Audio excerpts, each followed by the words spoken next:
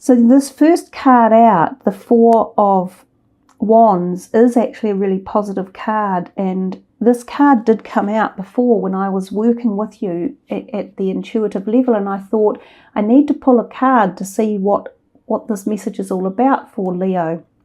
And it wasn't this deck, it was a different deck, but the Four of Wands popped out. So that's twice it's actually come out. And that's why I said some of you might be moving or shifting house, and it could be more fortuitous for you one way or another. And we see here it says foundation and achievements as well on this card. It is one of the blessed cards in the deck, and it is one of feeling safe, of nurtured, of protected, of positivity. When you have moved from something that has been out of harmony into more harmony and feeling safe in particular. Sometimes this can be leaving something behind that has been out of balance or has caused a fractured feeling or physicality within a relationship or family. And this can sometimes mean new families. So the bonding of extended families or blended families, moving into a new home, even buying a new home for some of you. And I thought in one part of the message, I thought some of you may be making a dedication. It may be a dedication of sorts. And I wondered if for some of you that dedication may have been like a request for someone to marry you or move in with you or share your life with you. Oh goodness.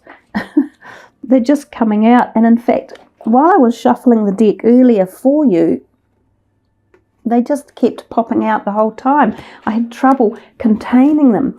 And what I'm watching in the background on my computer, well, it's not what I'm watching, but I often have really beautiful meditational music going when I'm doing the readings so that I'm really tuned in intuitively.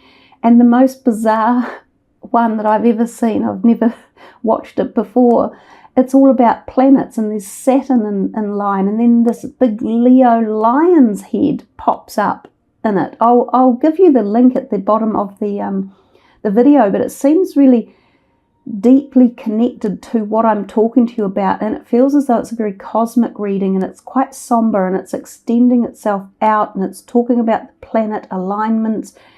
So there's something in here for you. I feel this April reading is far deeper and greater. It may even be that April is a portal in time where you are juxtapositioned into a large pattern of your future. So you are able to see intrinsically where your future is taking you. And maybe that's what the somberness was about, and what that feeling of getting out of a dream or experiencing a dream, because it's almost a dream of your future or a dream of what could be. This is really intense. I feel like I'm trapped in some sort of thing, but as if I'm not here in this reading, as if I've been removed somewhere. It's actually a really neat feeling. It's very, very connected, but disconnected from the here and now. So some of you may really experience this in April, I think. These two cards jumped onto the floor just as I was trying to shuffle them, and they are major arcanas. So the first one, of course, is number 17, which is the Star, and the next one is number 3, which is the Empress. The Star is a magnificent card, and the word he has on it is hope. So he projects this feeling of hope, and hope tells us that if we are pondering about the future or an outcome that we are unsure of, or something we doubt, or something we ponder couldn't happen, or something we want to happen, hope and dreams are the things that inspire these to take action. So it's an incredibly powerful card, and it shines its light on every other aspect or dynamic of what is going on around you at this time, and to apply hope with it. The Star card also often refers to feeling the connection of the celestial around you, such as guardian angels, higher guides, that's ascended masters, angelic beings. And if you look into this card, just in here in the background, there is this strange little figure of a shadowy figure, as if it's a celestial being that has moved into the light. So I often find that you are either very protected at this time, or you receive messages or insights or awareness from the higher self, from the third eye, from the psychic self, and from celestial realms, which we did talk about at the beginning as well. The fertility card, exactly as it says on the card, this is a period of fertility, so it can be conception of a pregnancy. It can also be conception of new ideas, of growth, of learning, of expansion of the heart and the mind, also expansion in the physical, such as of the family. So some of you may even find your family is expanded through an unusual situation, such as an adoption, or blending in with a new family, or taking someone on board who needed hope in their life, and you sort of become a nurturer, because this is what the Empress is. She nurtures life, and she brings situations, people, energies, everything back to life as well. So if there has been something stagnant or lacking or decaying or falling apart, she can bring it back to a healthy, wholesome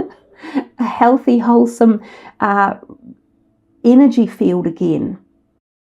She has this glowing orb with this card in her heart. So the heart is always affected when she's around at this point. And given that the star is also this bright shining orb and giving so much energy through to this reading. And right now, as I say, I'm out in the universe while I'm doing this for you. I'm not grounded in earth. I'm way up in the celestial realms. And I have no idea why I picked this particular meditational music to put on, but it's so powerful. There's something that is all-encompassing in the energy that's coming through this reading for you guys, and I hope you can feel it at the other end. I hope you're getting some of the energy waves that are coming in for you. Now, the other thing too is there can be a healing of the heart at this time. Something that may have fractured or been in pain could be undergoing healing, and this could be partly due to karmic issues or situations that are finally, when we said at the beginning, I'm in this never-ending dream, it's Groundhog Day. This might be the crux point where there's an opportunity to move on, to allow the healing, to allow the forgiving and move on from it. Also watch heart health. It's either your own or someone close to you. Or you may also, thank you, have had someone pass over from a heart attack or something in the chest or lungs in this area. Sometimes this is breast cancer for women, and this is them in here wanting to speak to you or be with you or send you their love. And that's what I said at the beginning. These times around Easter, Christmas, and other religions that have their festive times as well, we can feel this intense energy from the celestial or spiritual realm because these portals are so thin. And right now in this reading, the portal literally doesn't exist. It's gone. It's so wide open. So within this reading, I think there's going to be some very personal messages for some of you, some really deep personal interactions with perhaps passed over people that you have loved dearly. And I feel that a lot of you during the month of April may experience a connection with them one way or another. So I've said this to you before, watch in your homes for electrical activity or abnormalities. Watch for white lights flickering. Go out at night. I've just had this message in the night skies when it's clear, and look up at the skies and see if you can see any unusual activity, because I think some of you are going to. Wow, this reading is it's surreal. It's definitely not in the here and now. There's another one jumped off. So the waiting game is a timing card. It is the Two of Wands. It can be talking about a career. So for some of you, maybe waiting on things that are coming about your career unfolding. We have 2 4s and 2 3s at the moment, and a 2 in here going on. So there's a numbering pattern coming in, whether 4s and 3s have got something to do with it, or whether they add up to the 7 and have something to do with it. But timing wise, there might be a timing situation around you, something you are waiting on. The universe is saying, well, you just have to wait and be a little bit more patient, but also keep things in balance and perspective, because the Star card is also a little bit about balance, and so is this card. So those two are bringing in a degree of some sort of balance.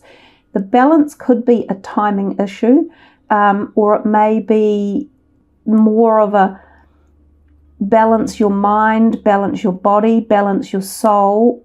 Be prepared to see what's above and below. See how there's a tree up here in this timer, but there's also one down here, but we generally don't see it. So they're saying look above and look below. As is above, so is below. Oh my God, and we're back out in space again. I can't actually decipher the messages for you. I think that this reading's taken me such a long way out. I'm struggling here to the messages are so big that are coming in. I can't quite fathom them all. I might be able to tie them together more as the reading goes on, but this one is really this is just coming from such a far away place in the cosmos. There's something deep even in this card with this, as is above, so is below. Let's get to these ones. Discontent and boredom, that's the Four of Cups, and this is the Three of Cups, rejoice and celebration. So there's something in here. We've talked about celebration before. We've talked about being with people or being in a happier place.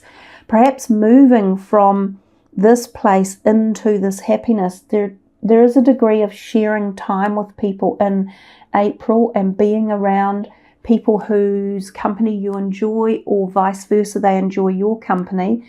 There is an offer for some of you, or you're putting forward an offer, and somehow this does involve love at the heart level. So for some of you, this may be a really powerful time to connect with love and what it has to offer and how you feel about love. There may also be something about rethinking some of the things that you do in life or how you view certain aspects. You may find that you have been a little bit,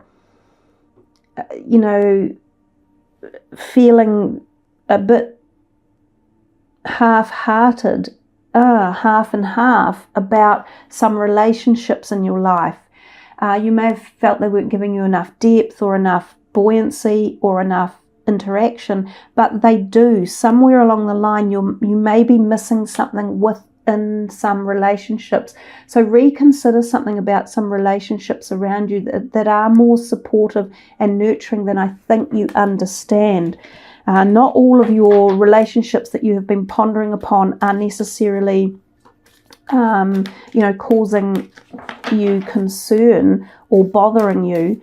Some of them are very, very deeply supportive and connective for you, but you just might not feel that. What else now? I'm landing again a little bit. I've come back into the here and now. And a bit of anxiety, memories of love, the Tower, and love begins.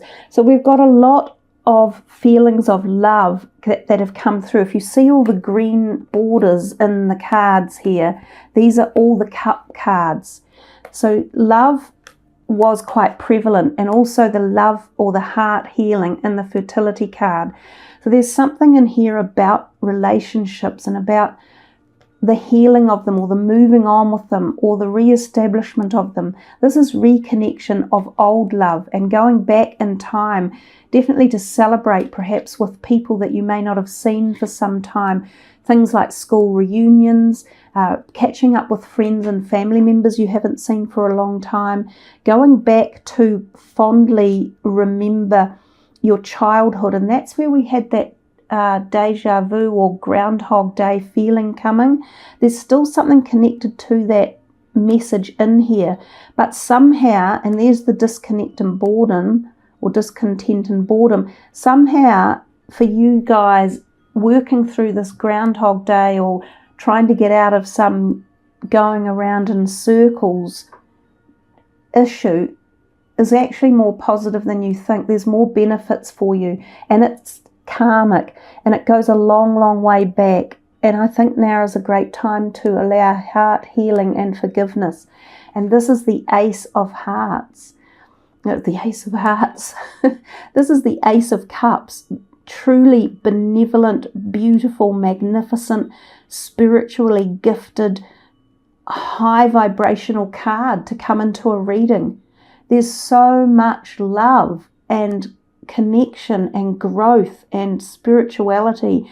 Everything in this reading is here for you to work through, because there is a lot going on. We haven't even talked about this. This is transformation. This is the Death card. And it comes when we are ready to move into a whole new paradigm of life, of understanding.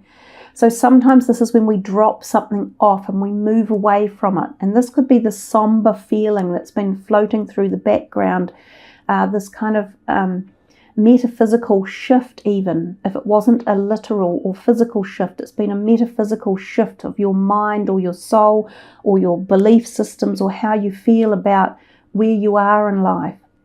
This card here, you know, the Love Begins, really emblazons this energy here of the happiness within your physical life, and also the Star card, which embellishes this whole energetic vibration of light and love and harmony and bliss. You know, there's some power within these two rainbows here interacting so beautiful together, and then merging into this amazing golden orb of light just flushing through everything. April portends for you guys to be something powerful and magical. And if you don't feel it in the physical, in the here and now, it's in the background happening for you. You have to dig deep.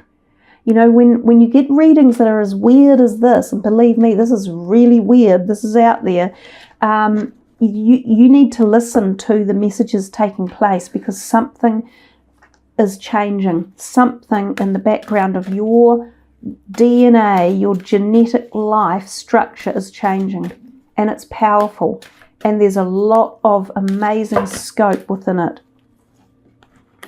So let's just see. These are the gods, goddesses and angels cards. We'll see what's coming through here.